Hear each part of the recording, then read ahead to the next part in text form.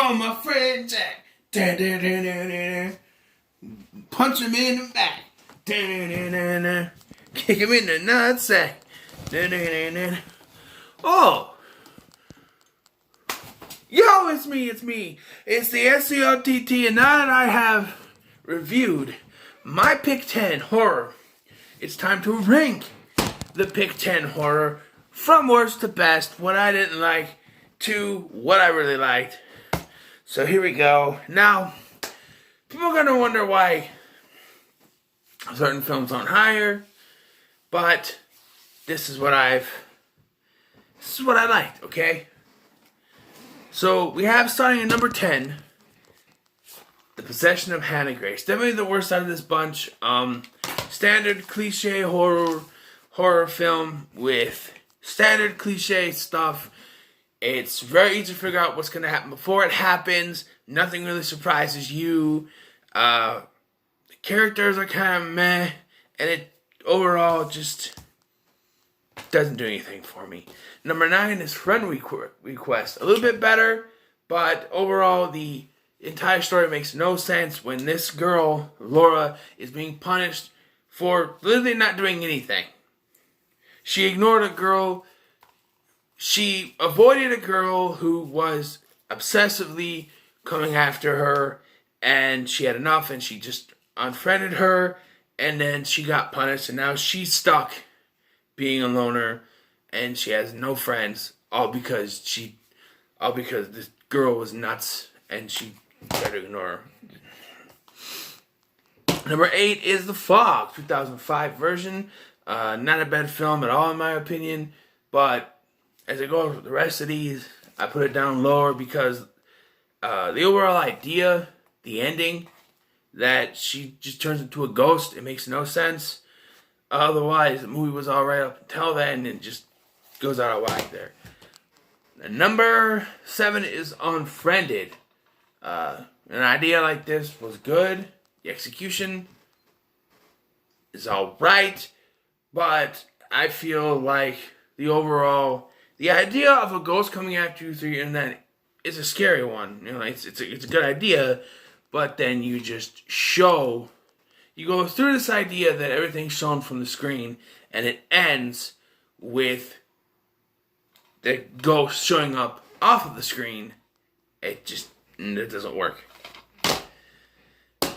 Number 6 is The Bye Bye Man. Overall, not a bad movie. The idea of this is interesting, but we get no backstory to this character, no reason why there's a train or a dog or the coin, nothing. And half the stuff that happens to the characters makes no sense. Like, why is all of a sudden Elliot jealous that his best friend is trying to steal his girlfriend when there was no reason to before? Why is she now seeing a topless best friend? It makes no sense. And it just overall doesn't come across well, makes no sense. Number 5 is Escape Room. Now, I enjoy this more than Bye Bye Man. I think that the idea is a good one, and overall execution of it, I think it worked, but it's just, when you think of the idea of an escape room, you have to escape. Most of the people die, so it's hard, it's got to be an escape room. But they die. And they just wanted to be Diet Saw, and that's what it was. And they're making a sequel, which I hope is better, and hope they don't just kill off the characters. The remaining characters, because I like the characters. I want to see more of them. And overall, I think it's a decent film, but it struggles in that it's trying to be Diet Saw, and it's not. Be your own thing. Number 4, bet you didn't think this one would be up as high. Midsommar. For all the disturbing imagery in this film, and how I, stayed away from it for so long, it is a good film.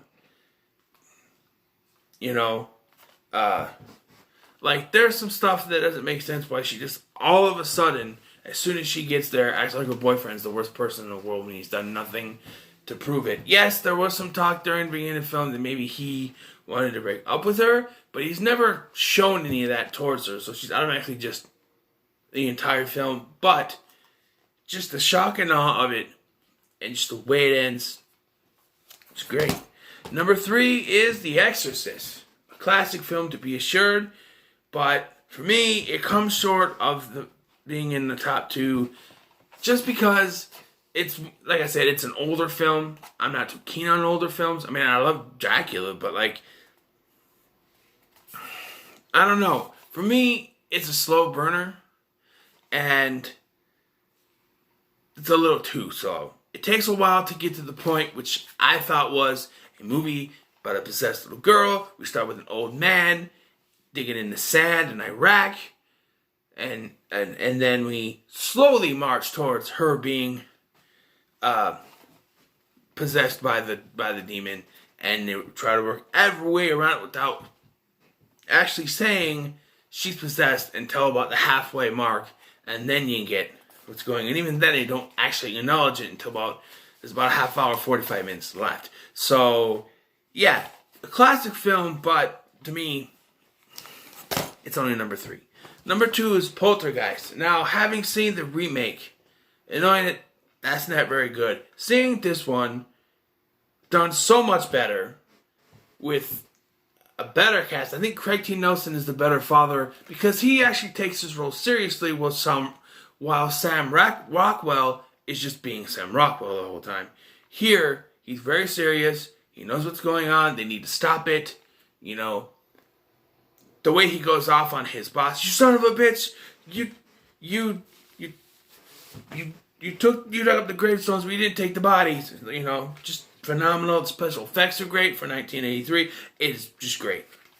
But number 1, of course, is Dracula 2000. Of course it is. Out of all these, I had the most fun and the biggest blast watching this. It had to be number 1. Originally, I had Poltergeist, and then I grabbed this and I went, you know what? No. I had the most fun watching this. I really enjoyed this. I'm a big Dracula fan. I think that the performances in this film were great. I think the special effects, other than the pages of the Bible burning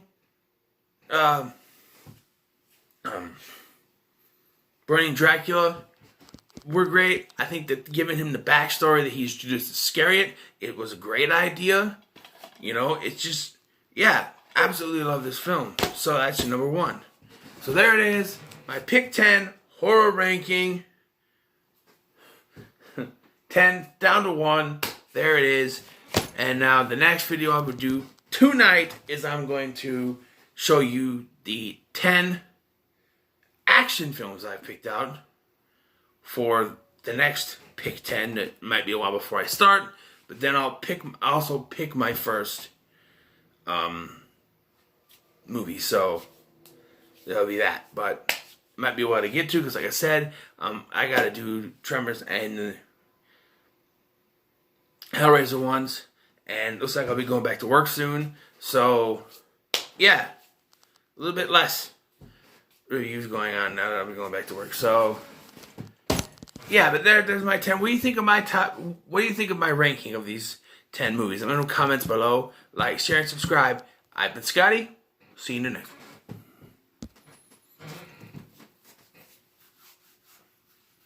Hey, split me off.